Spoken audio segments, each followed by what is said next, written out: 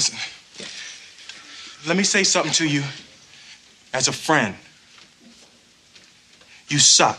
All right? The reason you can't get work, it's not because people don't like you, man.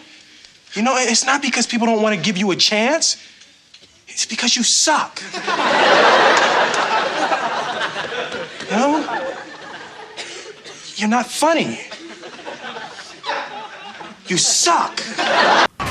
You know, and we all have our 15 minutes of fame, and I'd like to take a couple of my 15 minutes to talk about the rights and the wrongs in the world of professional wrestling.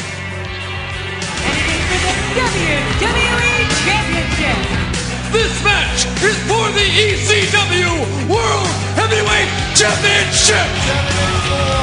The World Heavyweight Championship.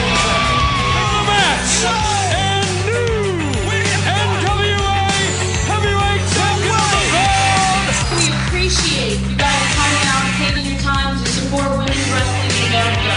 This match is for the AWA World Heavyweight Wrestling Championship. Hello and welcome, ladies and gentlemen, to another edition of the Rights and Wrongs of Pro Wrestling Podcast. This is your host, Mr. Green. And yes, we do have some fun with WoW sometimes, including that little opening bit there, which I got from an episode of The Fresh Prince of Bel-Air. That particular episode was I Clownus, Season 6, Episode 13, for anybody that's interested or cares. And no, I'm not just blankly talking about people on the show, but that was more or less aimed at the creative choices, at least most of that I've had some overall issues with. So anyhow, we will move on. I just have that to say, if you remove him saying you're not funny, and you might need to replace that as this isn't good, it applies. It applies towards the creative. If you listen to the last episode that I did, I told you that I watched these episodes back to back, which I did, but I decided to take a step back before I started talking about it again, because that last one got me riled up. I was like, I don't need to do that. Let me just not record this one right now. I'll give myself some space. So here's the space, and now I'm stepping back into it. There are still some things that's going on there, and there's still things I don't like, and there's still some stuff that doesn't make any goddamn sense. But we'll get to that, and we'll get through it, and it won't hopefully be quite as bad. That being said, how about we go into our normal thing? This is time for news, views, and updates.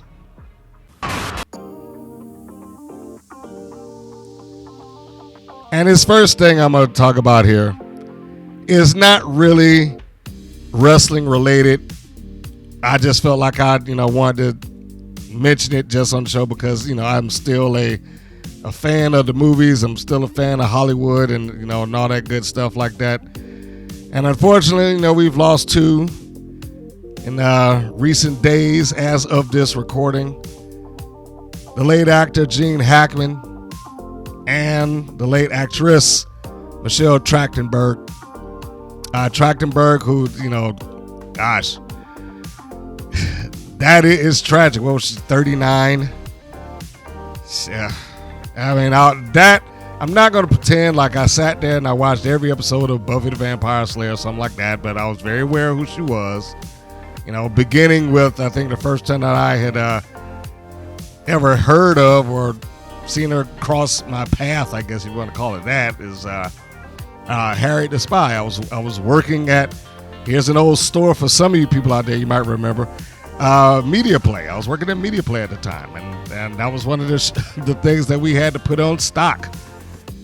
And we always had a little corner in the store that was running and playing a movie.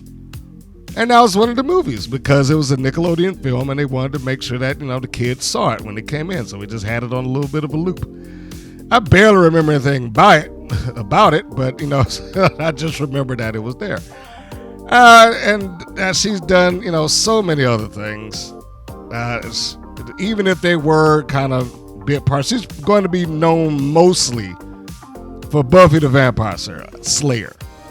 I think that's going to be just a given at this point. That show is probably going to be I don't want to say the hallmark of her career, but it's going to be one of the things that she's largely known for. But she also had some parts in other movies. She was in Euro Trip. She was in Inspector Gadget. Of course, I mentioned Harriet the Spy. I think she did a lot of little guest spots. I didn't even know she was on NCIS Los Angeles. I probably wasn't at the job that I'm at now before her episode ran. So that was another thing. I didn't know that she did voiceover work. But before I started checking into this, she did some voiceover for some DC animations. I know she was in 17 again. That movie a couple of years back. What was that? How long has that thing been? Gosh, it's almost been 20 years. Anyway, almost 20 years. Black Christmas, a remake of a 1970s horror slasher. She just a wealth of stuff that she did, and it's just tragic and sad to hear that she passed at that age. Gene Hackman had a much broader career, obviously. He had been doing this for a long time. He was 95. And I think most of us would have just been like, oh man, that's sad to hear, that happened. And would have just accepted that, well, it was probably natural cause. The thing that got me when I read about it is that it wasn't even natural cause. I mean, when you hear about he died at 95, but then you read that his wife, who was 30 years younger than him, died too, and their dog. I mean, it makes you think something had to happen in that house. But he has a slew of movies, just stuff that people love, and some that went under the radar. The Poseidon Adventures is a big one. I know my brother used to love that movie. I don't know why. It was when disaster movies was big. The French Connection, Unforgiven. One of my personal favorites was Heartbreakers, which is kind of fun. But no, my personal favorite was Loose Cannons. Him and Dan Aykroyd, which is not a movie that's big on his radar or his filmography. I just, it was one of the movies that just kind of tickled me. It's a buddy cop movie that never went anywhere, but I just love it in particular. Enemy of the State, Absolute Power. I mean, he's had just a wealth. Get Shorty.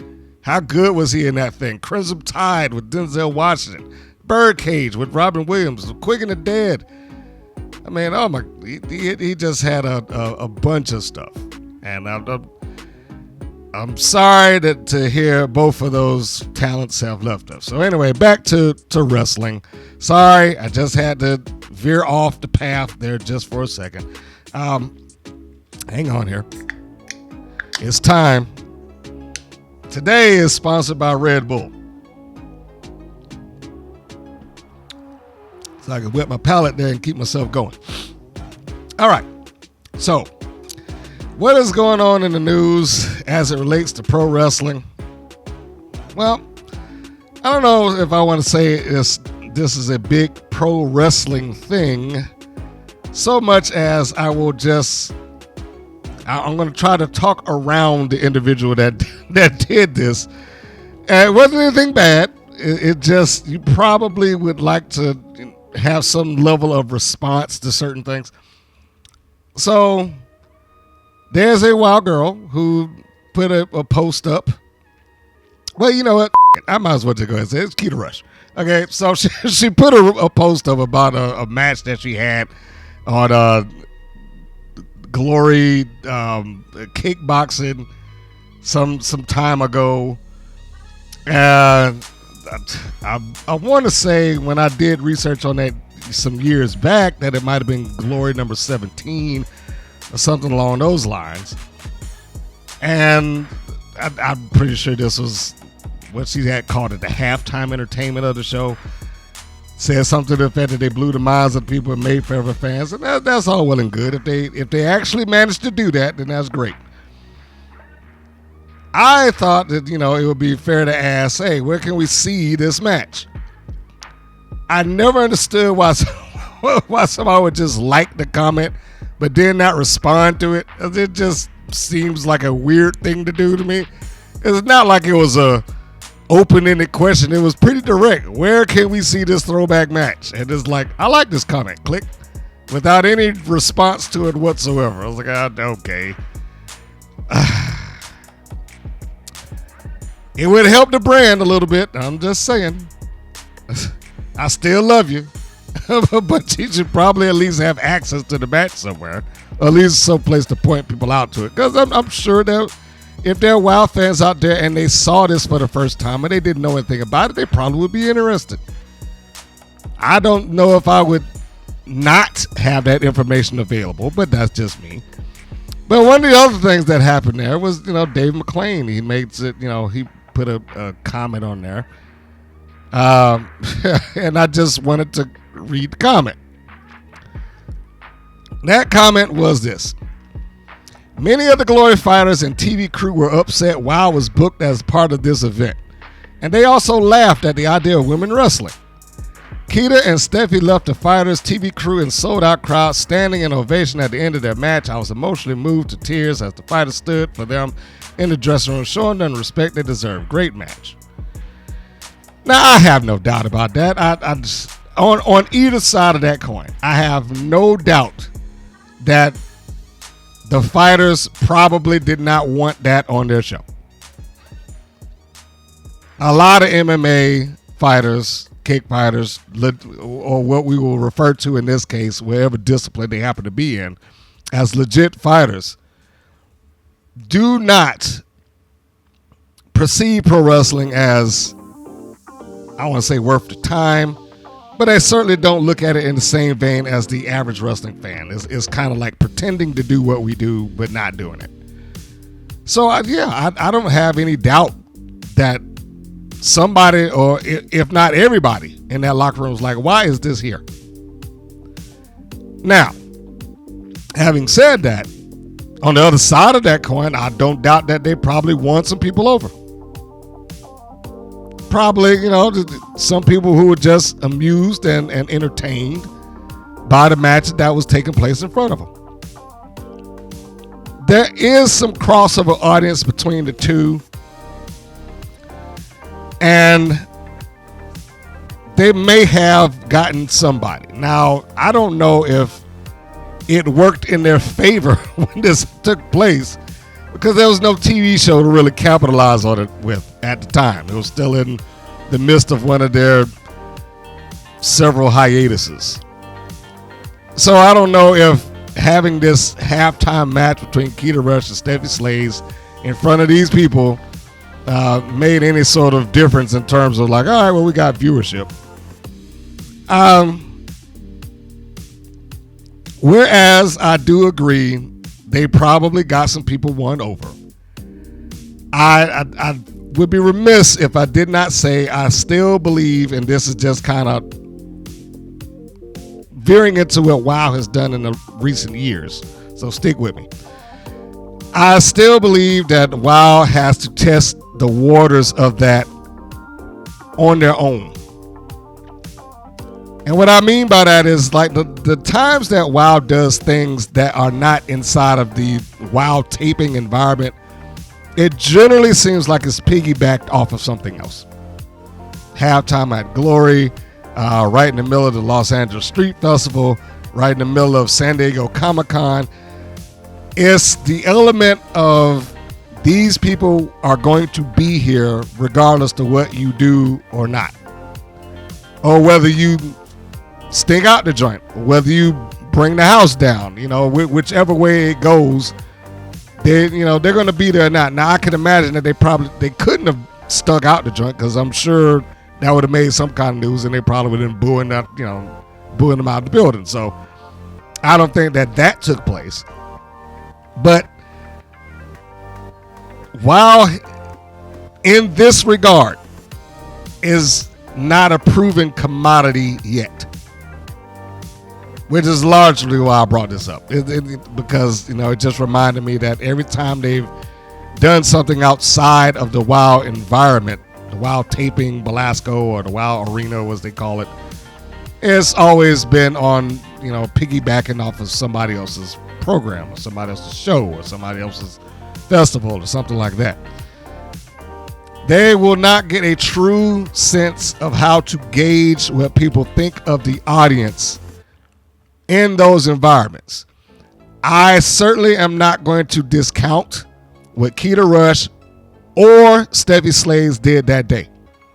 From the little bit that was shown, and again, it's not like we know what a match is because no one's ever said it. But for the little bit that was shown, they looked very, very competent. They looked like they were, trying to be snug with each other, not doing anything overly silly. Keep this thing serious because you're already in a serious environment, so we can't be going doing ridiculous, goofy stuff. But, at some point in time, they're going to have to test it, or at least they should. Because what those things do, and I'll move on, it does present a false sense of audience participation. Or at least it can. Now, whether it was in that environment, I'll never know. I wasn't there. But if they are going to truly see whether the people care about WoW in that regard, those people have to pay for the tickets to see WoW, not see Glory or whatever other event it happens to be. And WoW just happened to be there. So, yeah, I just wanted to put that out there and make a quick addressment of that. Because I know WoW tends to do that. It wouldn't be surprising me if they got another one coming up, some event somewhere. San Diego Comic-Con for that, for that matter. The recent viewership of NXT. Do you know what it is? The last time I checked, it was almost 800,000 viewers for NXT. That's pretty good. And one of the major elements of that particular program, or at least what I saw, was the confrontation between their two top female signees.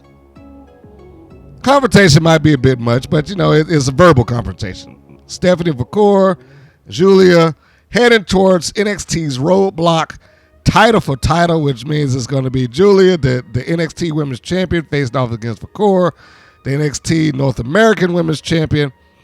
And as advertised, I would just say it is advertised as champion versus champion, title for title. So they didn't waste any time with that. It does speak to, at least for their audience, the star power of these two. Especially considering that they both come from, an international background. So they probably got some viewership that's lingering, waiting for them already. They've, kind of been world renowned. They've proven themselves out there. They've come into the biggest wrestling company in the world. Already both have won championships, and now they're about to face each other. That match is probably going to be, or at least has the potential to be, one of the bigger women's matches in the foreseeable future. That's big stuff. I can only hope and wish that there are other promotions that one day can get their talents to a point where their name alone and them just talking about having a match would draw interest into the match. Make of that what you will. HollySwag, Hollywood, Haley J. I just watched her match in OVW where it was her versus J-Rod, career versus title. And I have to say, if you haven't had the opportunity to watch that particular match, you should watch it. It is not the same person, fully at least, that you get with WoW.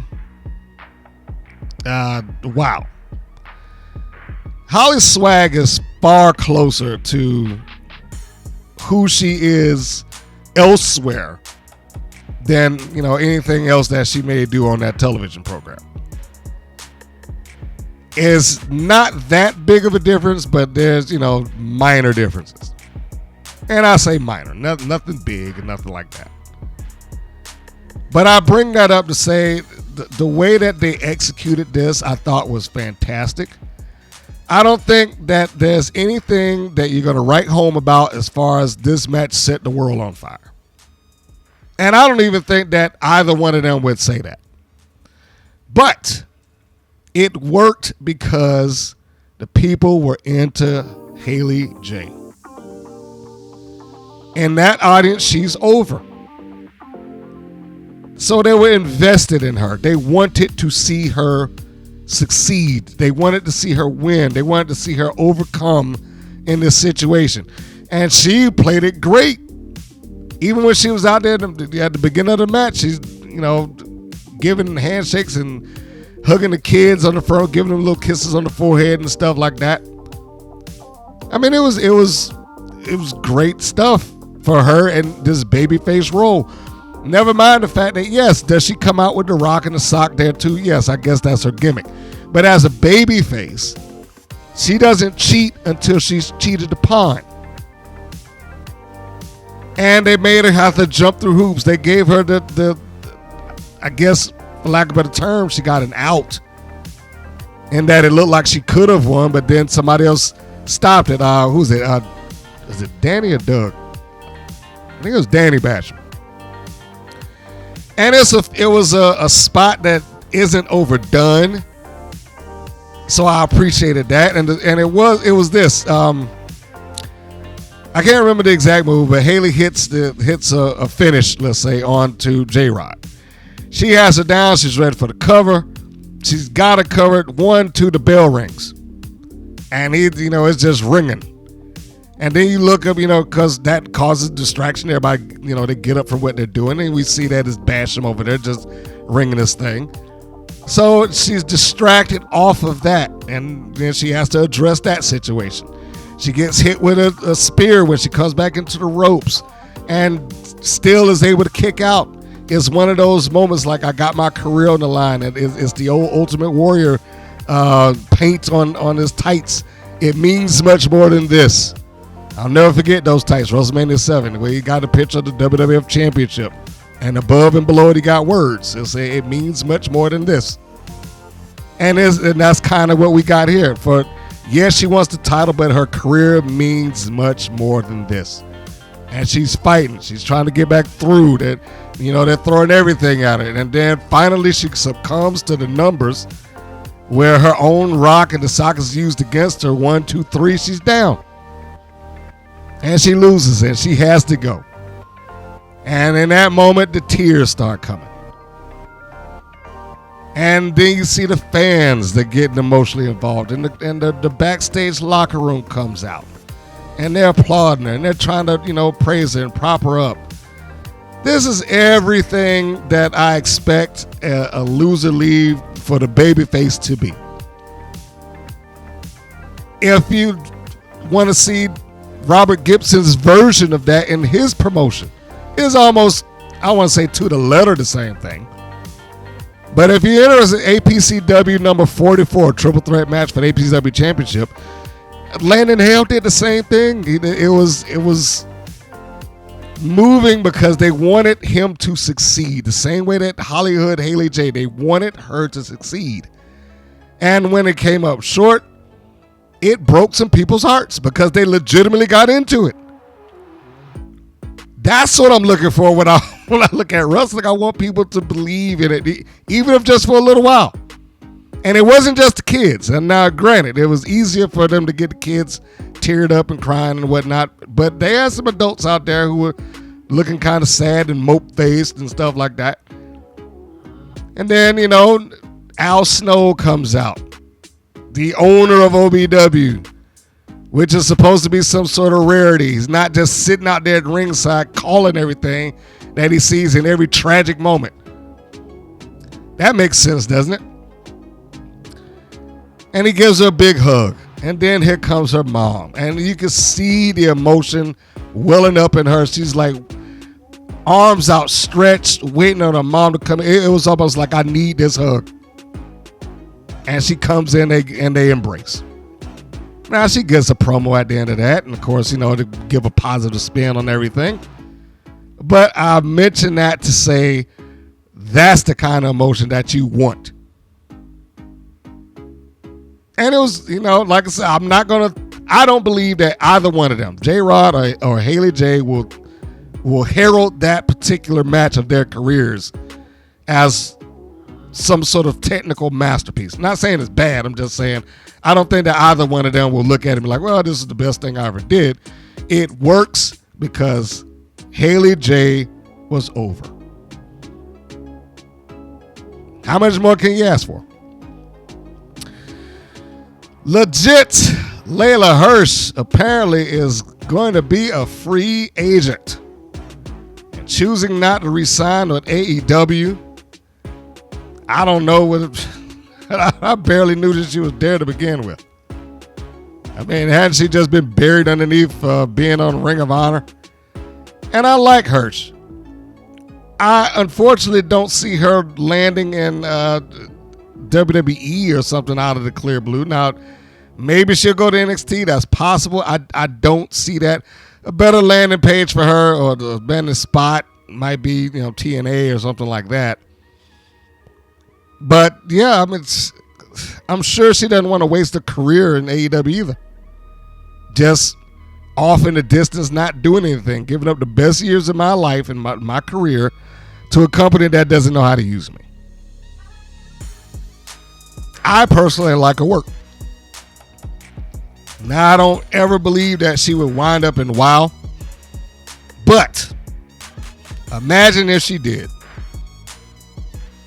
Now, the only way that could possibly work is if she went in as legit Layla Hirsch and not have her name changed to something stupid and goofy. And she didn't become a cartoon character, because then it would work against the whole being legit thing. But if I were going to have her and walk her into WoW, she would go through that roster like a buzzsaw until I built somebody up to stop her. It would have been better if there was a beast there for her to toss around at some point. But since it's not, you take what you can get. But I would keep her as far away from current creative as possible. And get me some months in and get some wins in there to where she can actually do something with that place. But that's asking too much, and that'll never take place. So, move it on. It's just a random thought, folks. Just a random thought. Which reminds me, somebody did bring up to me, hey, man, you should apply for a job at WoW.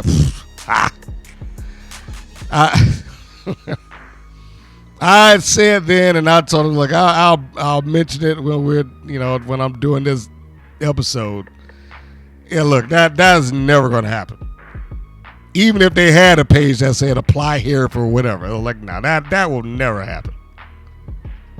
It can't happen just because it would require people to leave. And I think I talked about that before. For me to do anything, or anybody, forget me, take me out of the equation. If they were to hire anybody to come in there and start trying to change the creative, it would mean that the current creative head would have to stand back and let them do what they're doing. And on top of that, it would also mean that you would have to have Dave McClain stand back and let whoever that person is do what they're doing. Like I said, take me out of the equation. Just think of any wrestling booker 101. Anybody out there that could book.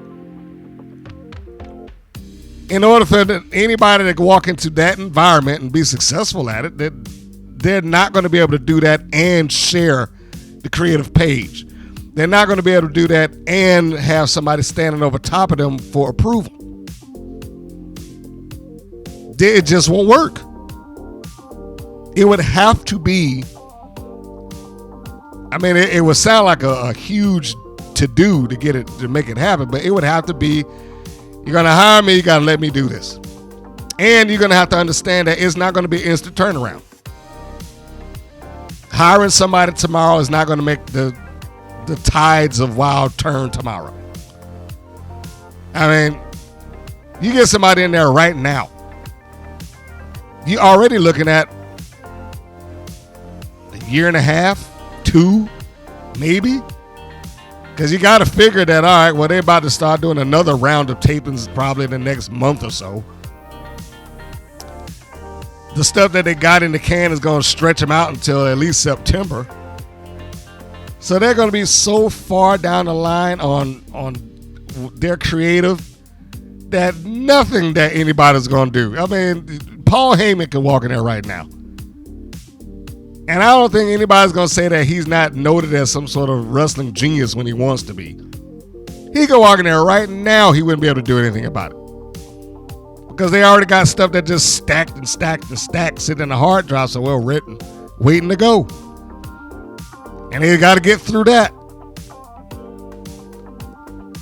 And then we'd have to hope that whoever's in charge, we know who's in charge, but whoever's in charge would leave him alone and let him do what he's doing.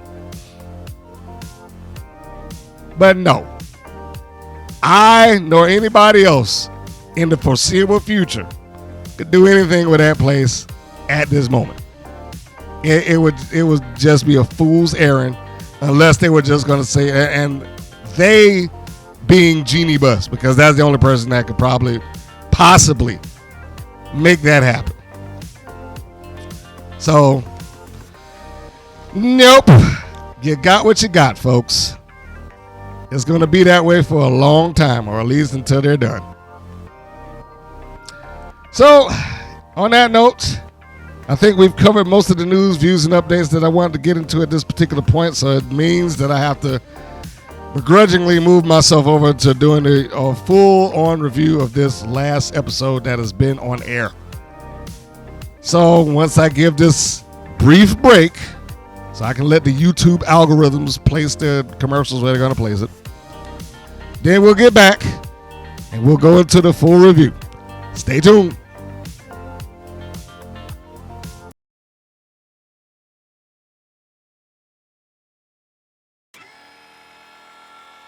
So here we go.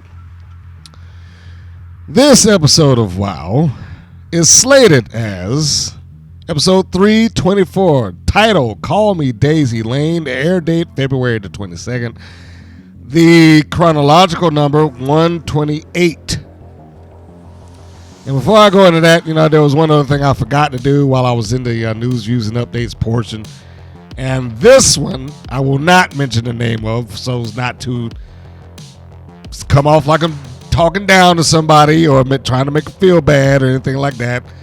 I just happened to catch one of the WoW girls doing a podcast interview somewhere.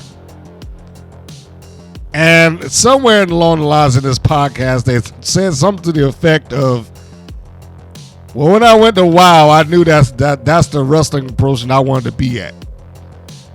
And, not to poke holes in that, but it's almost like the implication that there was multiple places that you had the option to go to. Like, what other option did you have? Now, bear in mind, I'm going to narrow the field and say this much. The person that I'm talking about is only wrestled at WoW. The person that I'm talking about has only been trained through WoW. And the person that I'm talking about, I am 90% sure only got WoW because they answered the ad in backstage.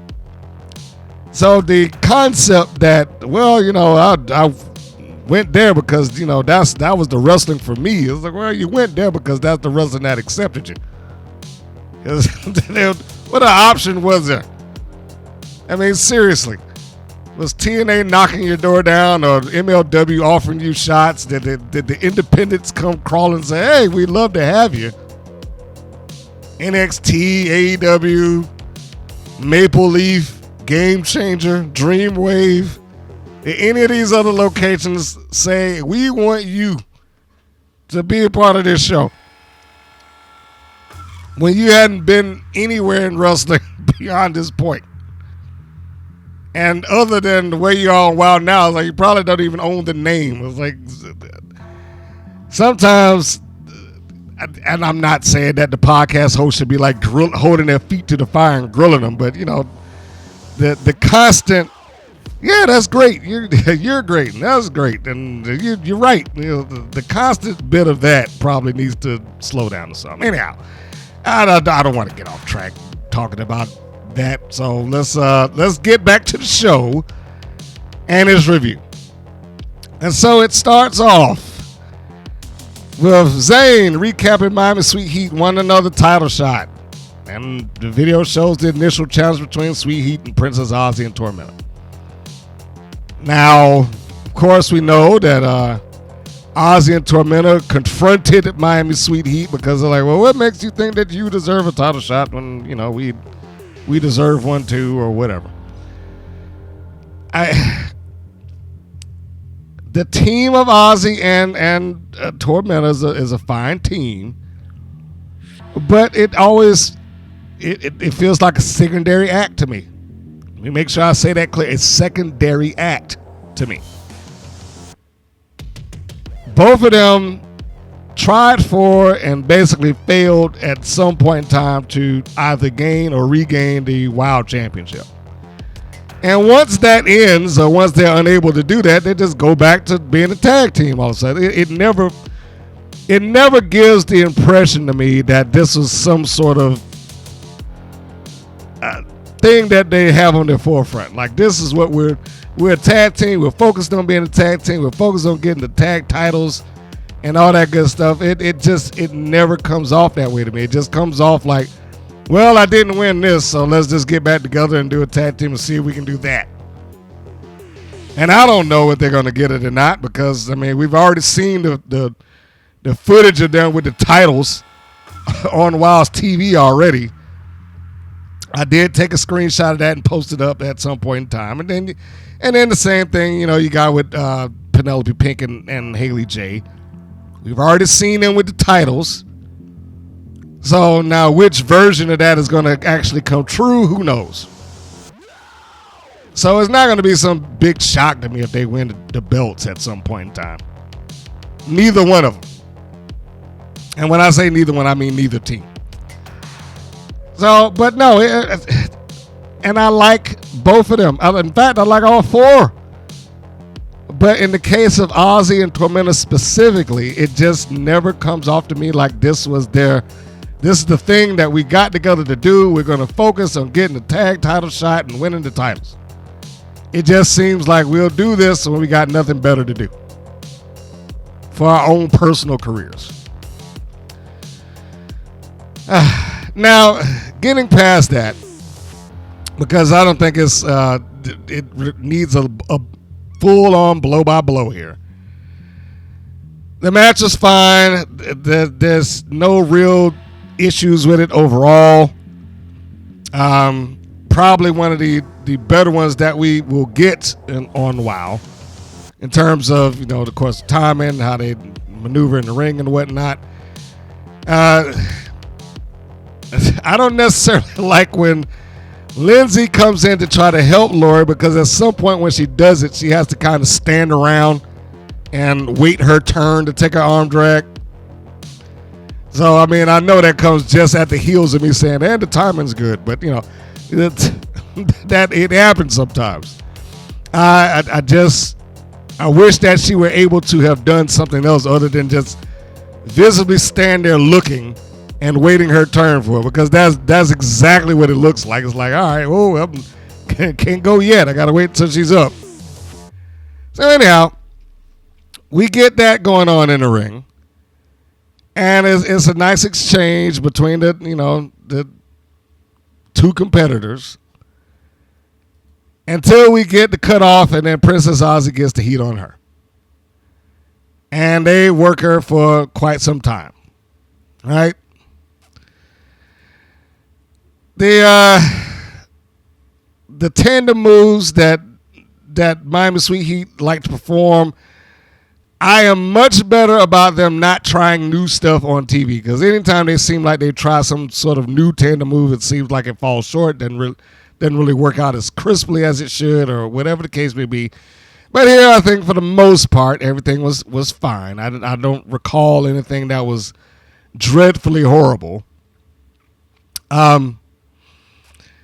Tormenta gets up on the second rope at least twice to set herself up for being punched in the face. I guess that was the only point behind it. It's just like, all right, we got to stand up here so I can take this shot and get knocked off.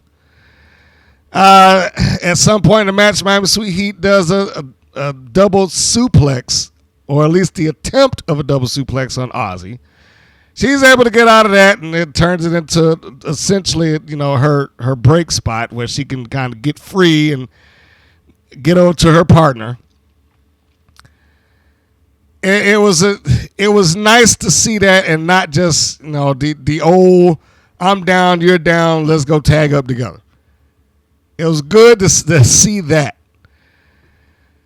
And Tormenta gets the tag. She comes out the top rope. She gets them both with a drop kick, and then she does the cleanup essentially for I was going to say for Miami Sweet Heat, but to Miami Sweet Heat. And the little head scissor spot, which causes Lindsay to spear her sister, I probably could have done without because it looked very orchestrated. I mean, I couldn't look at that and be like, oh, well, that was something that would likely happen. It just looked like it was something that, all right, well, we got to just do that, and that'll look cool on camera. So Tormenta gives her a head scissors, flings Lindsay off into her own sister. She gives her a spear and knocks her down. And Tormenta hoists Lindsay back up on her shoulders, and they, I guess, get a little bit of a tandem move there because in doing that, Lori's able to drop toe hold her face first into the turnbuckle. I think it was like the second one. Then they caught her with a high-low, or at least their version of it. And that's when it all kind of breaks down. Everybody gets into the ring. Referee's standing around like, hey, what you doing? Knock this off. Get out of here. Lindsay comes in. I don't know what she was trying to do. She lunges into Princess Aussie. Like, I have no idea what that move would have even remotely have been. It's just like I am jumping up in the air, sticking my neck out so you can do this cutter. So, and then the end of it, again, I don't know what Lori was trying to do either. I think it might have been a little bit of a miscommunication how Tormenta was trying to set Lori up because she just did not go in the direction that she was needing to go in initially. But Tormenta hoists her up into like Canadian backbreaker position. They get their tandem move, they being Tormenta and Princess Aussie. And then was like a reverse cutter / powerbomb combination. They probably want to be careful with that. And then they got the 3. 1, 2, 3. There we go. So the match was fine, and I don't mind that Miami Sweet Heat lost. And because they can't get them all. But the story here wasn't even that. The story there was Lana Starr was not there at ringside. Now, I come back around because I wanted to talk about this just for a second. Because it didn't seem like they had the story fully worked out or fleshed out or something. I don't know what it is that they were trying to do. On the one hand, they're presenting it like, where is Lana Starr? And the commentators acting like they aren't aware of where she is. And she's not coming out with her tag team. What could she be doing? That type of thing, right? But then not a minute later, McLean explains that, well, this is for the match to be fair. So that it could, there'll be no excuses. It'll be 2-on-2. I mean, he says something to that effect. But then they go right back into talking about this for the rest of the show as if to say Lana had a choice. So which one is it? And I know I heard what I heard. I know I heard him explain that Lana Starr was not at ringside because he didn't use the word banned. I'm saying that. But when you tell me that somebody's not allowed at ringside for this match, then what else would you call it? So they talk it up like they have no clue, but then he says that, well, she wasn't allowed here, so it could be fair. But then they go back into, well, Lana just decided. I mean, they made it sound like she just decided not to be there and abandoned him. And in my mind, I'm like, well, if you told her not to be there, then what's the issue? It's not something that she could control, apparently. So what's the problem here? But it's like they want to tell this story of Lana Starr choosing the new toy, so to speak, over her initial team, which really wouldn't make a great deal of sense. I mean, they're the most winningest tag team in the world. I mean, let's just look at it for what it is. On the one hand, yes, I can understand Lana being a greedy manager, and I don't have a problem with that, and I don't have a problem with her, like I'm just going, whoever's going to get me the gold or get me the championships. But on the other side of that, like I said, they're the 4-time champions. She doesn't really have a reason to bet against them. I can see if they had started slipping, if they had lost a match here, lost a match there, they lost important stuff, and then Lana starts to get more attention to the other team that's winning. I can see that. Here I don't really understand the point, nor does it seem like they know what direction they're trying to go in. It just, I honestly just do not know. I was like, what is this that they're trying to say? Which narrative am I supposed to accept?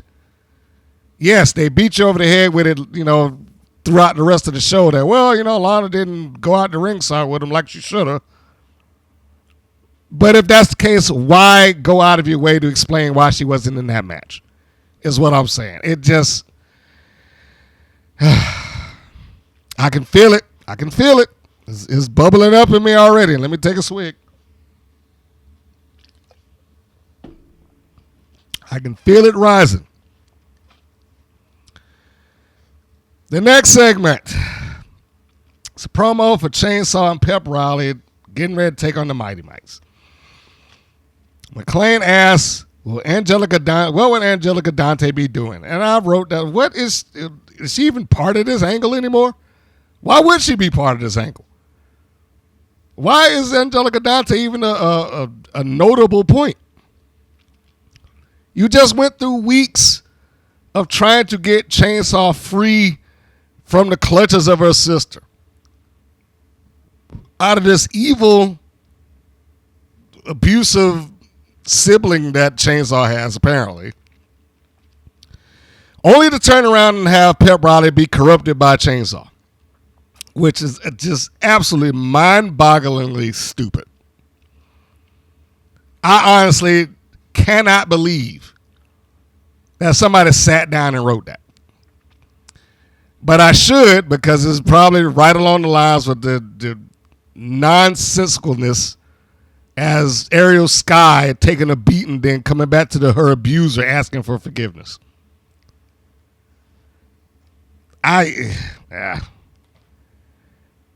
Sometimes these angles. But why they bring up Angelica Dante? Why would she be relevant to this at all? And if she does show back up, is she going to be babyface all of a sudden to steer Chainsaw away, or is Pep Riley, Daisy Lane suddenly going to join with her sister, the same one that she was trying to get away from? I mean, what possible direction could you go in that makes any sort of sense? So the next match is the match. Chainsaw and Pep Riley, the soon-to-be Daisy Lane, taking on the Mighty Mites. So we know that the Mites are just there for, to put people over at this point. I just have to accept that now. Talented as they may be, that's their role here. They don't have any serious positioning. They're probably not going to get any serious positioning. They are just there to put the next team over. And lo and behold, that's what they did.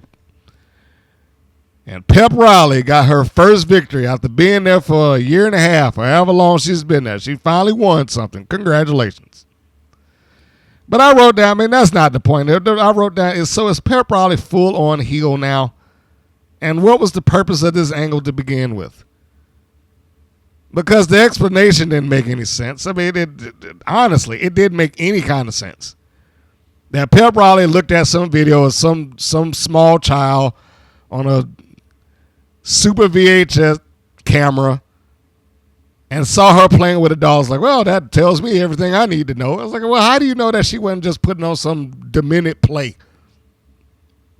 I was like, the way it was set up initially, you would make it seem like it was the most horrible thing that you had seen on camera, that like she was being whipped or made to plow fields, or she was being talked down to, or something.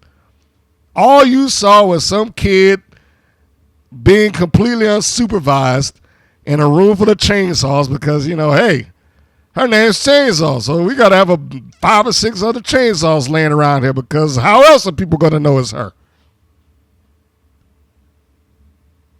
And she sees that, and that changed her mind. I was like, it was just nonsense. Nonsense. But that's beside the point. You got the match now. And I wrote down, the Mighty Mites are just the resident job team now. Somebody's got to do it, but they're just the resident job team. And it starts off, I guess, how you would imagine. You got Riley, because we're going to refer to as Riley here, at least till we get to the end. They went and already shot their new studio footage and got Riley with her dark makeup and her Harley Quinn pose. She comes out there with the monster chainsaw, and I guess now they're just the best of buddies because Pep Riley discovered who she was as a weirdo and an insane person. So they come out, and let's just call it for what it is. Chainsaw never went. She was babyface for all of like a week, and now she's gone back to being heel with no real rhyme or reason behind it. And Pep Riley did not help anything. She just got dragged down into the muck with her. Yeah, just dumb. So here come the Mighty Mites. You got that video with them turning cartwheels and playing bull with each other and all that stuff, and it means nothing. I don't even know why they get the superhero or the star treatment here, because there's really very little purpose in them having these videos. And I don't mean that to say that they are not talented or that they can't be stars, but let's call them for what they are. In this environment, they have not been presented as such. And if they haven't been presented that way in the ring, then there's really no reason for them to be getting here's these videos with them in the back room playing around and turning cartwheels and playing Matador with each other. It's like, no, just have them go out there and lose and be done with it. At this point, I'm not even sure that they need the theme music. They should just be in the ring already. So you got to start off with a comedy spot. Sugar's in there with Chainsaw. She's getting hyped up in the corner with her pseudo-twin Spice, and she's getting all revved up. And she gets ready to run across that Chainsaw. Chainsaw makes her growling noise, and then Sugar falls to her butt and tags out. And then Chainsaw decides to tag out to Pep Riley, who now is, I guess, pretty full of herself. And Spice is in there. So now they have this, and we got the exchange here. And of course, we got another comedy spot. We're going to fast forward in here because all this other stuff is important. Except for that, we now see that Pep Riley is going on full heel when she decides to be a vampire and bite this woman. And Of course, the referee doesn't disqualify her for some reason in a blatant bite right in front of her face. So, Spice tags out. Tags off to Sugar. Riley tags on to Chainsaw, and then you see Sugar running in place, just being silly, like, all right, here we go, getting herself all revved up, and then she runs right into the palm of Chainsaw, who keeps her at arm's length away while this small child takes swings at her at a distance. The only thing that even made this even remotely palatable is that she wasn't stupid forever and decided to take kicks instead of a punch that she knows full well will not connect. So, Chainsaw's tossing her around, doing what Chainsaw's going to do. I mean, it's not overly important. The important part here is that Pep Riley and Chainsaw won. I mean, that's pretty much what it comes down to. Regardless of whatever happened and however it happened, it comes down to they won. End of story. And how they did it, what did he call it? The massacre splash, where Chainsaw whips Pep Riley off onto their opponent. Which one was it? It was Spice. So Chainsaw tosses Sugar down right next to her. Then she picks her own partner up, her being Pep Riley. Chainsaw picks her up, tosses them down on both. And then once they get rid of whoever's illegal, then they do the massacre splash and pin Spice.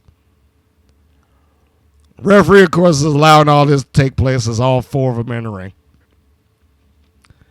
for an unreasonable amount of time, but yeah. Now, I've never said that she didn't, do well taking the bumps. Because I know she's a stunt woman somewhere, and I'm pretty sure she's perfectly fine taking the bumps. But, the angle is just insanely bad, and it didn't make any sense. I'm not mad at her changing the gimmick.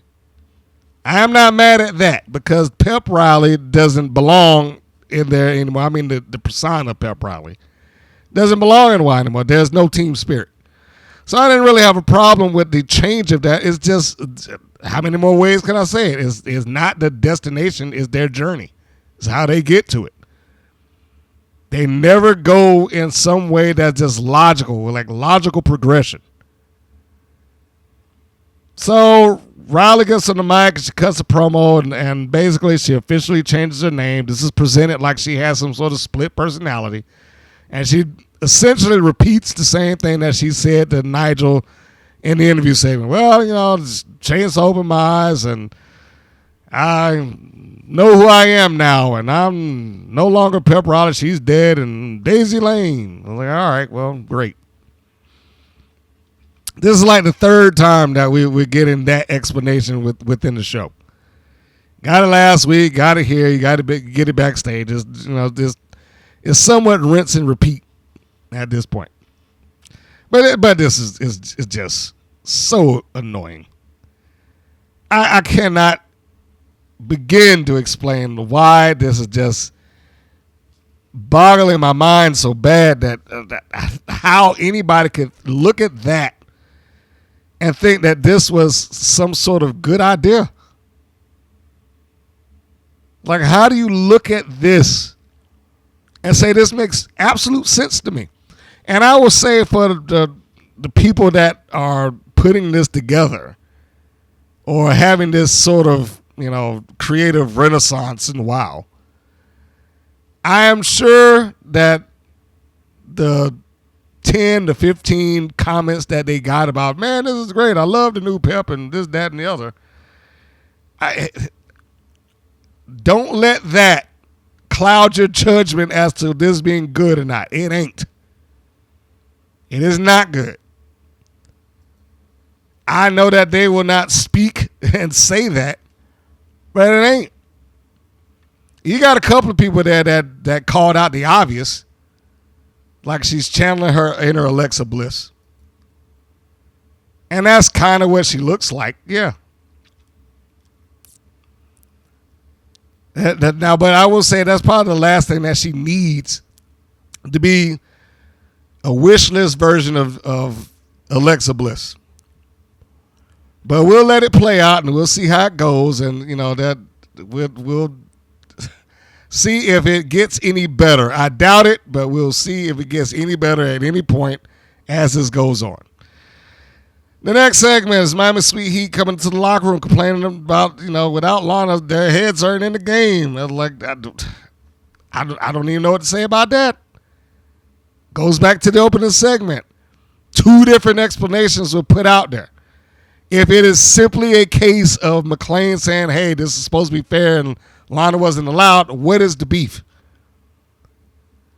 And they're talking about it like this has been an ongoing thing. That's another thing. Is WoW presents things as if they were already in traction.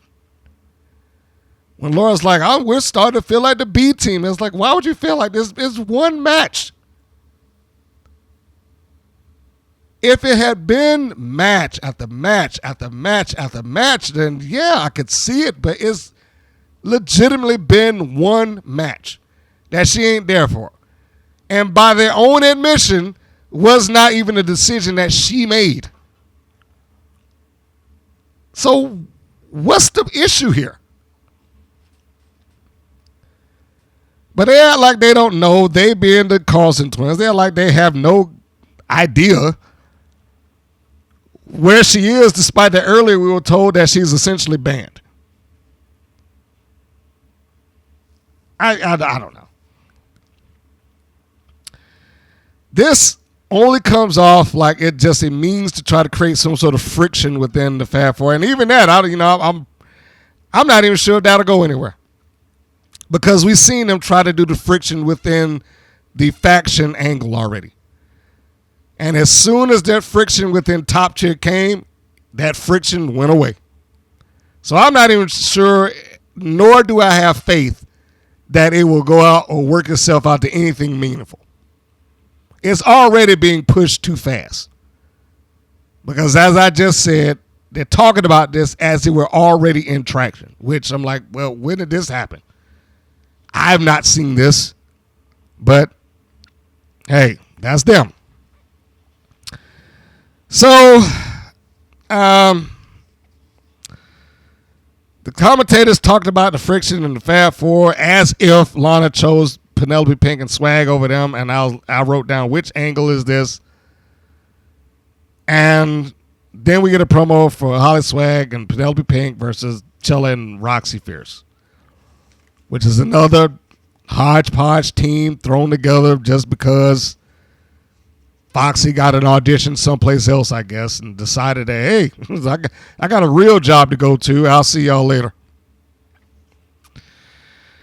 Next segment, HollySwag and Penelope Pink, the new tag team, along with Lana Star versus Chantilly, Chella, and Roxxy Fierce. And I guess the only comparable point between those two is that they dance. Now, I will go back to what I said last time. What was wrong with just having Chella and Holiday, her normal tag team partner, do this instead? Or taking one of these other girls who are not doing anything on the roster and giving her the tag spot. Or just a different team in general. I mean, if you don't have any talent there to be able to pull that off, then that's one thing. But still, I mean, come on. So, this is a little bit of a change from the presentation in OVW. Because here, Hollywood Haley J was a babyface who brought out The Rock. And like I said earlier, she cheated when cheated upon. She was the kind of the anti-hero in that I'm willing to fight fire with fire. You just need to, draw first blood. Here, HollySwag comes out the ringside spinning the rock, which is as a heel, in front of the guy that is calling the action, who happens to be the executive producer / matchmaker / rule maker / whatever. Which is why I was like, it doesn't make sense for her to be doing that out there with him. But it doesn't make sense for anybody to be cheating in front of him because he's supposed to be able to do something about it. And he showed that he can when he wants to. He just doesn't. But as this is going on, we got Lana Star with him. And again, they just start beating it to the ground, trying to make it sound like Lana Star chose to be with them and not with Sweet Heat. So I honestly and truly do not know what the fuck they're trying to do with that. McClain said Fierce and Chella both high flyers. Or what? When did that? I mean, Chella, sure. When has Roxxy ever shown us to be some sort of high flyer? So this match is more or less a placeholder, and it's just there to help the narrative that they're trying to get across, but I don't think they're doing a good job. It's not clear. And that narrative is that Lana Star is not giving the twins attention. So I don't know. And then as this match goes on, they start talking about Tara Strike and the ligaments are torn, and sometimes that's worse. And that's true. I cannot argue that. Sometimes a ligament and tendon tear can be, in terms of recovery, worse than a broken bone. So it puts her in the allegedly she's out for the foreseeable future. I don't know. So Tara Strike is down from that weak injury angle that they did. And they're still talking that up. Like, oh, man, I'm so sorry. And thoughts and prayers. So anyhow, moving on past this, it is nothing to go into here. Chella and Swag look good together because they are very comparable in size. Roxxy still needs, some seasoning, but she looks good. And she needs to stick with the power. When she made the tag in and she hurls Chella into the, HollySwag, and then she gets the 3-point stance, does the big splash in the corner, just throws Swag over towards their side. I mean, she looks good doing that. She probably doesn't have a lot of stuff in her arsenal. She tagged right back out immediately. But still, she looks good. And given some time, I can see where that could go if they did something with her. Although I just doubt that it'll ever happen. But we know why they got Chella back in there, because they got to get a heat on Chella. And once she goes over to the wrong side of town, she gets a leg grabbed, and then the heels take over. And now you got Swag and Pink jumping in on Santana Chella. Oh, boy. Just when I had gotten used to saying that name, it's gotten just suddenly difficult to say. Chantilly Chella. Chantilly, whatever. I don't know. Anyhow. So, they're getting the heat on her. She survives all of this, and then we get off to Rock's Fist. I am moving ahead because, like I said, it's not necessary to be going through the whole blow by blow. But Roxxy looks good. She comes in with a shoulder block, comes with the clothesline, got the back elbow, and she looks the part of the power. I said she performs an excellent back suplex. Probably because she's strong enough to hoist most of them up to do it. HollySwag runs in there, jumps basically right into the arms of Roxxy, who catches her, and then she gives her SOS slam right over the top of herself, and then Swag rolls out to the floor. Pink basically does the same thing. She runs and jumps up into Roxy's arms. Now, bear in mind, like I said, Swag already got the SOS and took the bump and rolled out of the ring, which opened her up to go get her gimmick. Lana Star, I had mentioned in a previous episode, I like her as a manager, but she's beginning to telegraph when she's about to cheat or distract or do something like that, because she walks almost nearly completely out of place to some other portion of the ring in order to do it. So whenever you see her walking around to like the opposite side and just like it's telegraphing that she's about to do something. And that's exactly what she did. She got up on the not the hard camera side. She got on the audience side of the ring and starts distracting the referee. Swag comes in and nails Roxy in the head with a rock. Of course, Dave McClain sees this, doesn't do anything about it. I mean, I would think that if you bust somebody in the head with a rock, that might be room for, hey, disqualify them. But, you know, they didn't insult David, so it's all fair game. So Roxy takes that. She drops like a tree, and then Penelope Pink falls on top of her in a pennant position. Lana Starr, meanwhile, had gotten yanked off of the apron by Chantilly Chella, and I think that she might have taken a legit bump on the apron when she went down. She got up pretty much clutching her face and her nose, so it was like I think she might have taken one for the team there. And then still got in there and got herself together and did the promo. So I'm hats off to her. You know, I have to give her that.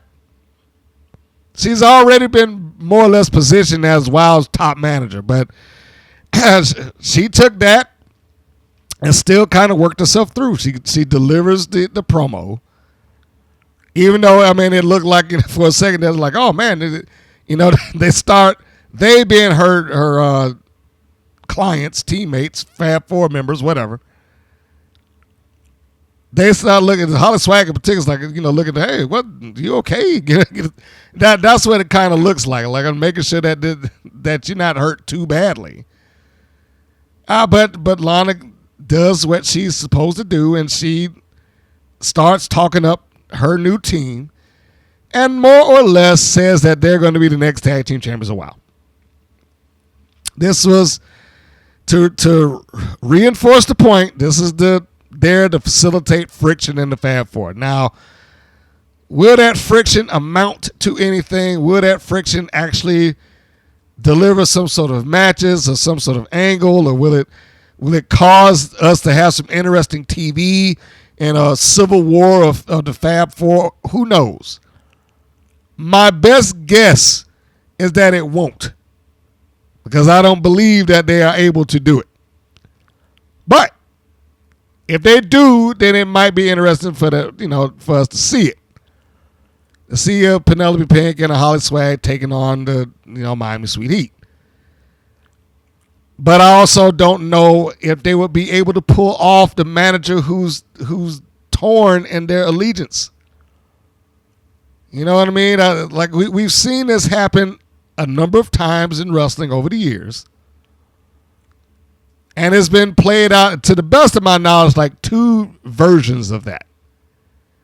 The first version that I can remember with the manager having not issues, but having two persons that are managed that I don't want to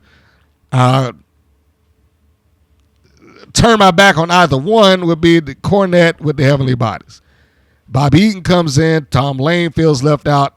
Tom Pritchard. Dr. Tom Pritchard feels left out, and they cause beef between him and Beautiful Bobby. So now we got the match. But Jim Cornette doesn't want to turn his back on either one of them.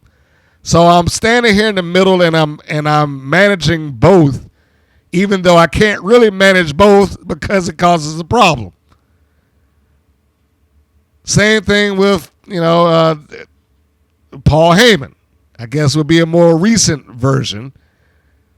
Roman Reigns and Brock Lesnar, where the seeds were planted that he was still dealing with Brock and all his personal finances and business decisions, but also the wise man for the then champion Roman Reigns. The most notable thing that you saw him do in the match was taking a foreign object, sliding it into the ring in between both of them, and just loudly saying, you know what to do with it. Not giving it to either one in particular. And there's on and on and on and on. There's other versions of it. The Bobby Heenan with King Haku and King Harley Race. His was a little bit more swarmy in that I'm just taking the winner. So there's elements of that can be played up. There's things that can be done with Lana Star in that position if that were to happen. Like I said, I just don't feel like it will. Last week's episode made me lose all faith that WoW will ever know what it's doing and stuff in that regard. Moving on. The next thing is the promo for the main event. It's Mayfield versus Garrett. And McLean and Zayn talk about Maverick being banned from ringside. It's amazing how they can just ban people and it's supposed to work. I mean, you know, it's almost like they have law and order in there. But we'll get to that. Segment after that, Sibley Scoles has an interview with the new Daisy Lane and Chainsaw. Daisy does a promo reinforcing her being a new person. Like I said, there's somewhat rinse and repeat there. But, you know, the change is still out of nowhere for me, and Scoles tries to get some word in with Chainsaw, who does her normal, you know, she just grunts. I have to say it again. Scoles delivers well, has good presentation, nice charisma, good look on camera. I just do not see her as a good wrestling interviewer. Her gear doesn't change. She's got one gear, and that's it. And it's always kind of upbeat and peppy, regardless of what the circumstances are or who she's talking to. It's the same. There's inflection, but it's inflection to the wrong thing. It's a happiness inflection. It's an inflection of, hey guys, I'm here with so and so. You know, is that. Comparatively speaking, again, I will refer back to OVW, and I wish I knew who the young man was that did the interview.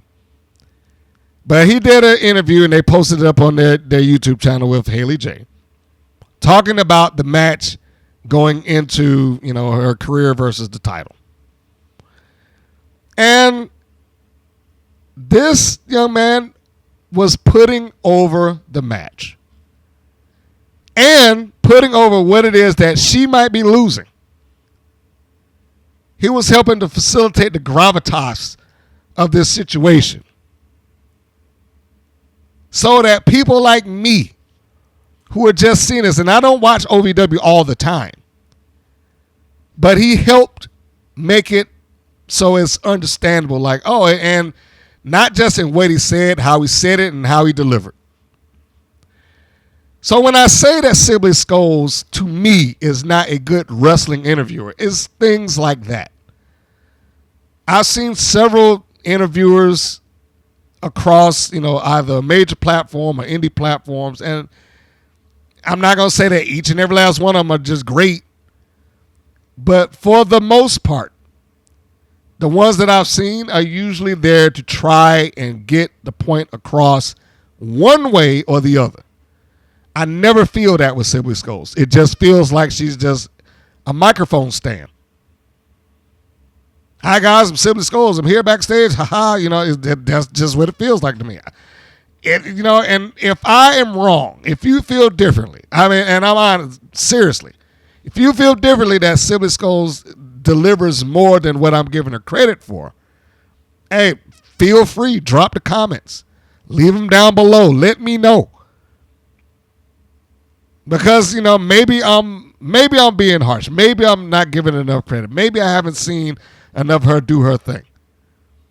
But as of right now, when I see her and I see her do the interviews that she's done and the time that she's done it, I don't get the impression that there's anything special that she's offered up to WoW. And I want to read her. I'm not saying that she isn't special or that she isn't good. I just don't think that she's good in this environment. And then they had her doing silly stuff like the dog food thing for that fake commercial. You remember that? So, yeah, I mean, I just don't get that from her. So, anyway.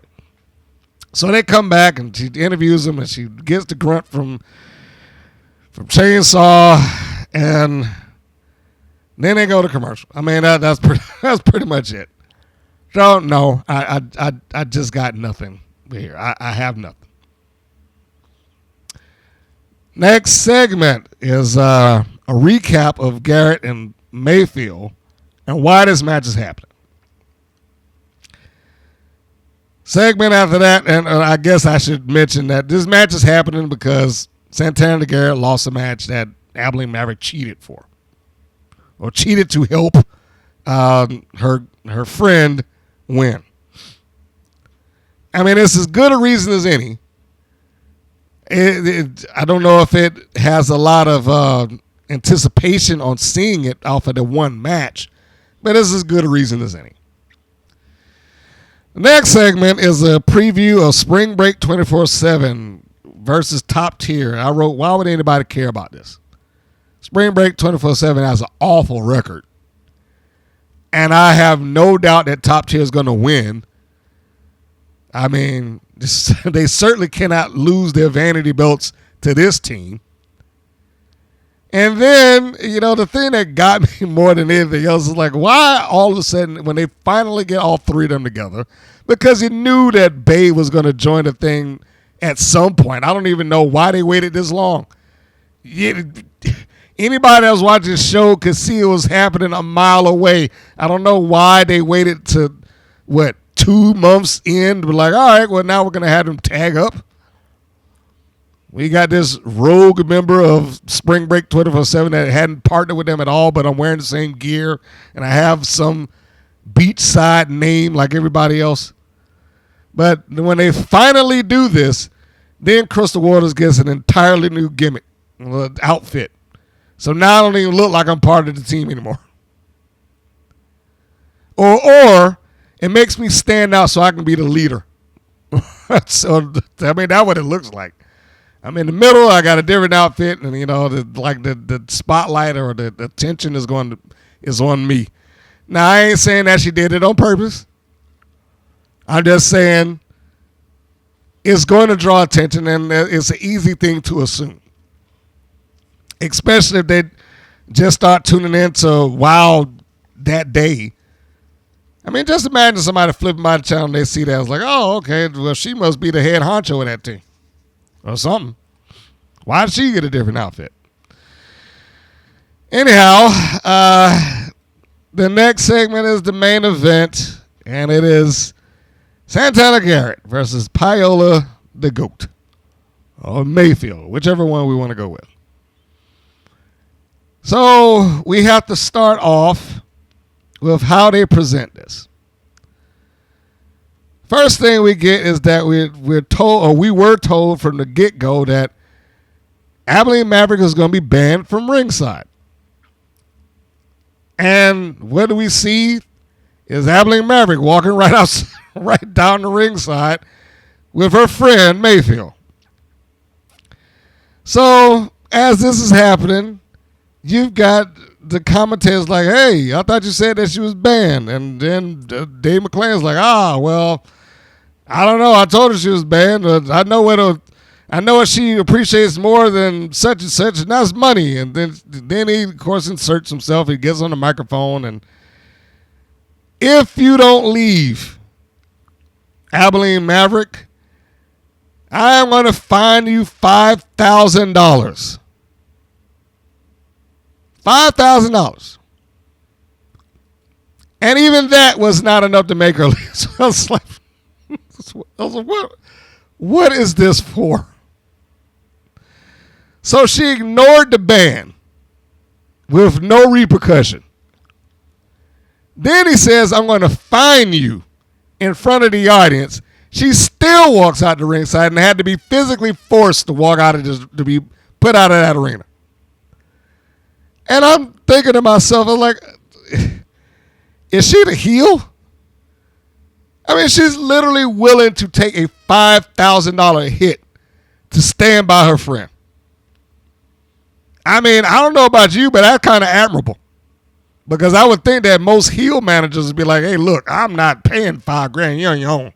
You'll be fine. You'll do. I mean, but what was the point of that? What was the point of telling somebody last week that you're going to be, well, whatever day it was, that you're going to be banned? She comes out there anyway. You threaten with a fine. Well, you already ignored the ban. You threaten with a fine, and she's still willing to come out there. And then it takes you having to force her out with the use of a referee basically picking her up and walking her out of there.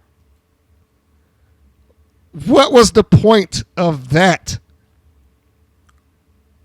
I mean, she had to be dragged out. Dragged.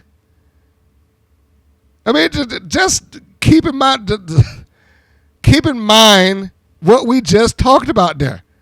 After being banned and fined and still had to be dragged out. I'm not sure who. I'm not sure if I should be booing her right now. I mean, theoretically, I should. But like I said, that's somewhat admirable. You know, I am going to stand by. I mean, that is a mostly babyface thing to do. I am going to stand by my friend no matter what. I mean, it really felt like it was a false, well, not false flag. What am I looking for here? Like it was, you know, like they fed the false, you know, the wrong emotion. They were feeding into the wrong thing. Like, yeah, okay, there was, I guess, some level of satisfaction in seeing a heel get dragged out, but it was, I am going to use the term that, you know, I didn't create it, but I will repeat it. It was like a hat on the hat. It was like, what do we need these other two stipulations for to get to this? WoW can overdo things quite often and for no good reason. It was like the thing when the Beast came back from injury. It was like the day that she comes back from injury, of an ankle injury, we're going to re-injure her ankle. You know, stuff like that. Or when she did get injured in front of the camera, we're going to hit you with a bottle of whiskey, but then we'll just make sure that you stay down by hitting you with the belt too. There are times where they would just do that.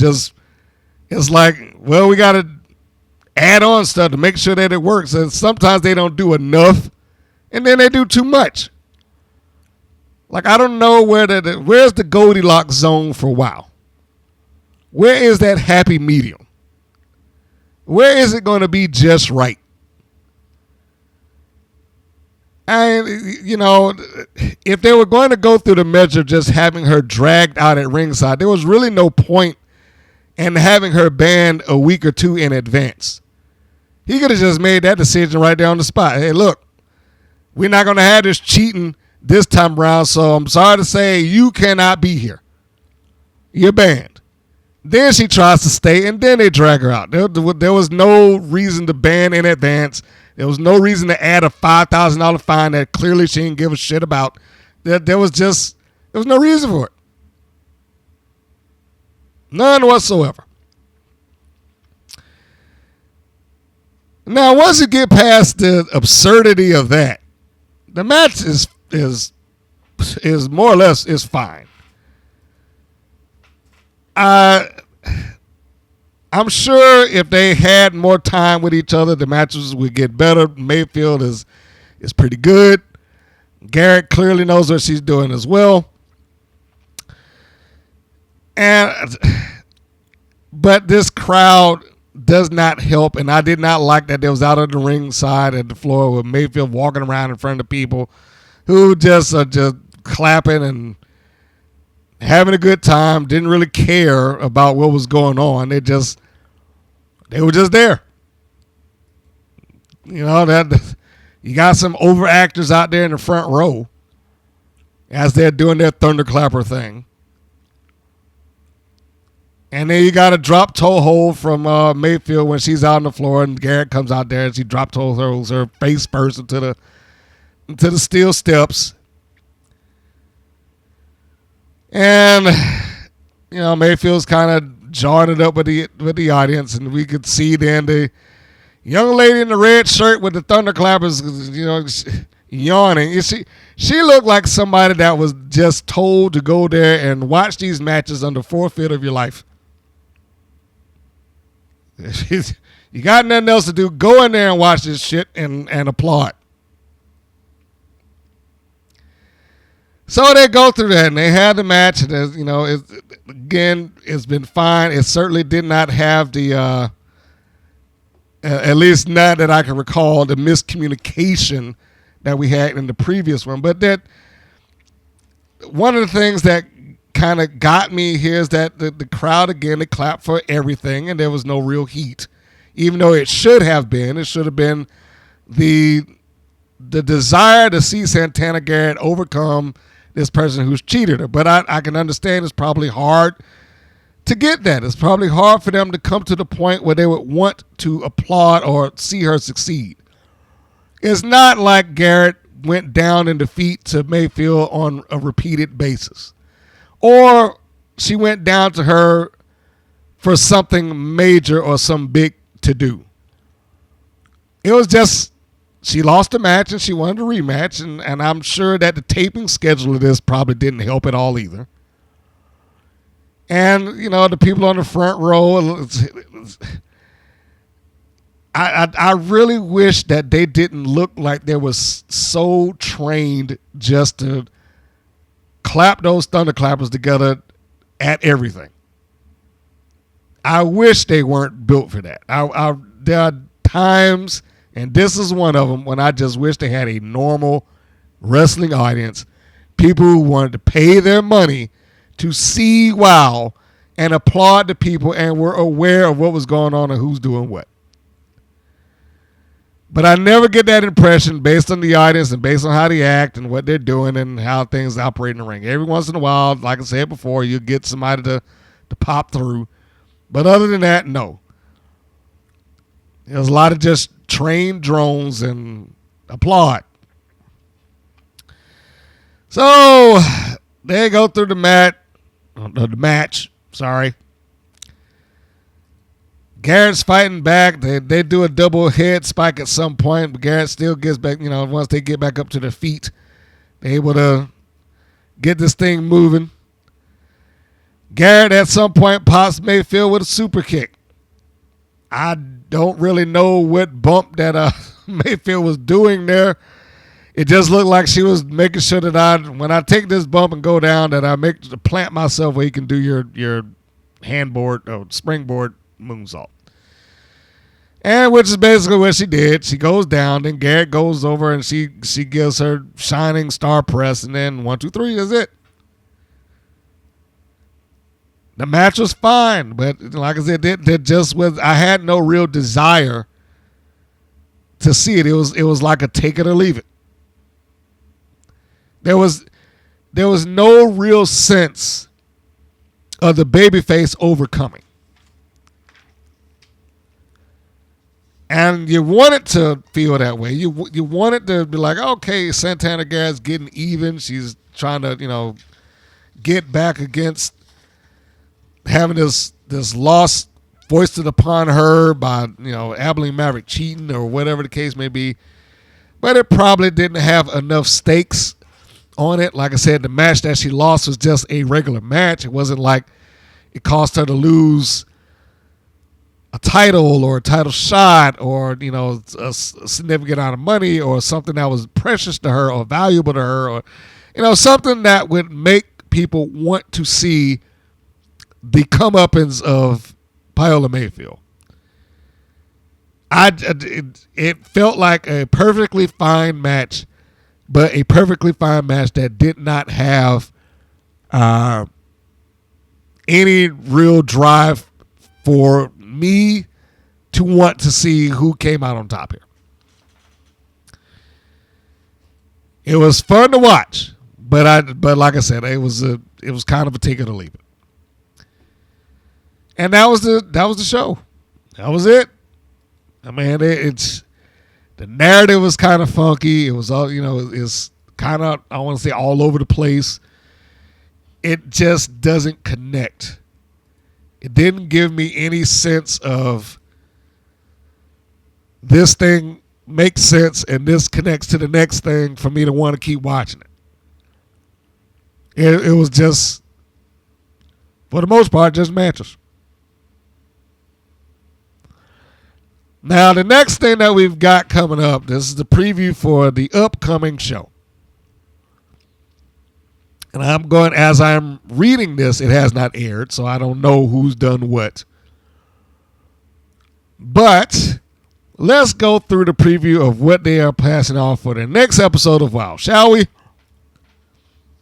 So this is the preview of the next episode, Season 3, Episode 25, 325, if you will. For me, it'll be 129, chronologically speaking. The title will be Top Tier Terrors. Top Tier Terrors. So you know who's going to be on the show. And it reads as follows. Top tier Coach Campanelli, Candy Crush, and Gloria Glitter looks to further cement their dominance in WoW in the main event with a non-title match against challengers Brittany Bay, Crystal Waters, and Sandy Shore of Spring Break 24/7. I'm not sure when Brittany Bay joined Spring Break. I mean, we all knew it was going to happen, but you know that was never like an official thing. I guess she just showed up. Anyway, continuing on. In tag team action, friends Ashley Blaze and Kara Kai face off against Animal Instinct's Goldie Collins and Katarina Jinx. The evolving Daisy Lane continues to blossom as she accompanies Chainsaw to the ring for her match with Tiki Chamorro. The Brat Pack's BK Rhythm tries to pull off a win for the Alliance in her match against rising superhero, the Albanian grappler Xena Phoenix, all while the fabulous Lana Star's Fab Four look for a way to weasel their way back into WoW's Tag Team Championship picture. Well, I am certain that Top Tier ain't losing. I mean, it wouldn't make any kind of other sense for them to just randomly lose to Spring Break 24/7. Maybe perhaps the most losingest team that WoW's got. So since Tara Strike is gone, I guess Kara Kai has to do the hodgepodge thing too and just be thrown in with Ashley Blaze or vice versa. Against Animal Instinct, they're just coming off of a loss, but it would not shock me if Collins and Jinx win. Chainsaw's going to win against Chamorro. BK Rhythm, I love you, but I'm fully expecting her to lose. And whatever it is they're doing with Lana Star and her girls, I mean, it's whatever it is that they do.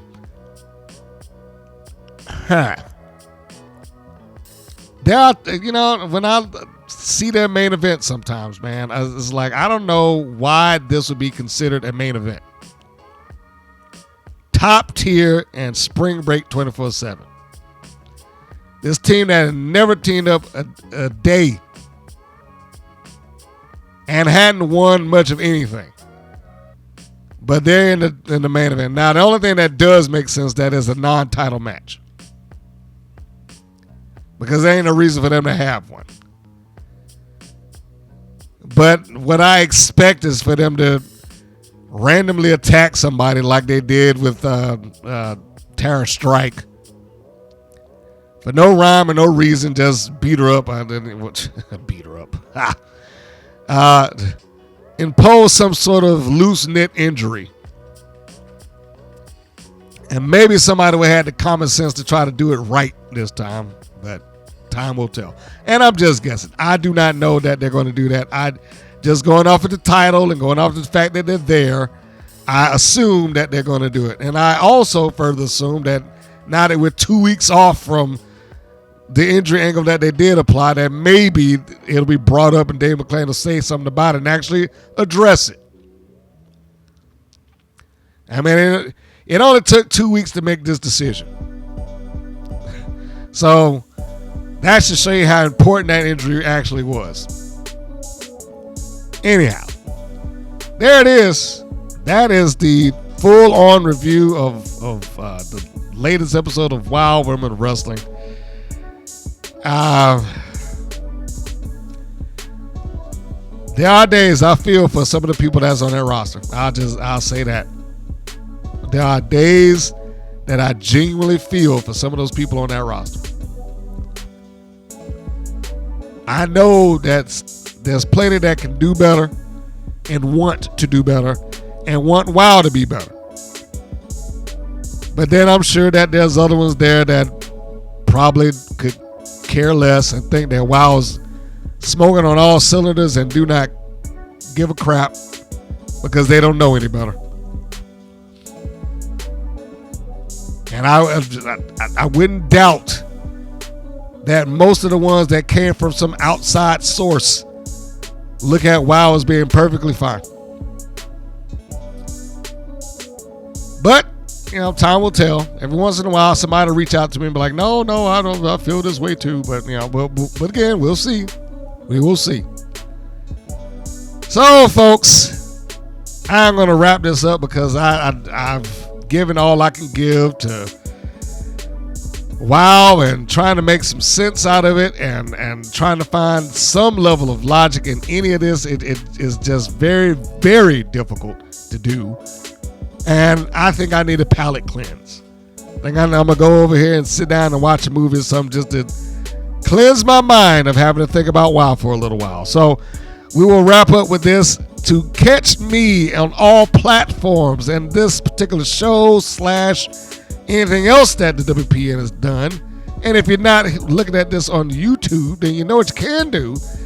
You can go to WPNWrestling.com because that is where everything goes. All podcasts, all videos, all blogs and notes, they drop there. It is a focal point and centerpiece for everything that goes on and that I produce, create, write, etc., etc. Drops right in there. Can't miss it. Of course, you can always get these podcasts on greater podcast platforms. It does filter itself out. I do need to say, for those who listen to it on Podbean, I don't know where the chapter markers are everywhere else, but I do place chapter markers on the MP3 downloads. So you may want to look at wherever it is that you're getting this at to see if they offer it to you. But if you're looking at it on Podbean has a icon in the top right corner. I think it's 3 of them that they have in a row. The first one is the chapter icon. So if you're just trying to get there and you're trying to sort through the different chapters in that entire run, that's how you do it on that. Anything else, you may have to just search around a little bit and see it. But they are placed in there. They are filtered out through Podbean. Now, if the platform that you happen to be listening to it on doesn't have it, then that's a different issue. YouTube, of course, the chapter markers are always there. I try always get them in so that you can get to what you want. And if you can't listen to it all in one setting, you can get back to it another time. Try to make it easy as I can. I try. And if you're checking out on YouTube, then do the YouTube things, like, share, subscribe. And I appreciate it. I appreciate all your support. I appreciate the comments, the interactions, the direct messages, the emails, all that stuff. I appreciate it all. And I hope that we can continue to do this as I get myself back on track and get myself back into the groove of doing this thing. I missed a couple of weeks of doing posts and whatnot, but I'm back home now, back off vacation, so we'll see if we can keep this train moving. That said, this is Mr. Green saying that this is Mr. Green saying so long, and we'll see you on the next go-round. Take care, everybody. Thank you for listening to the WPN's Rights and Wrongs of Pro Wrestling. If you have questions or comments, please contact us via our Facebook or our YouTube channel at the Women's Pro Wrestling Network. If you're new to the WPN, feel free to subscribe to our channel and like our page. We appreciate your support. Thank you again for listening.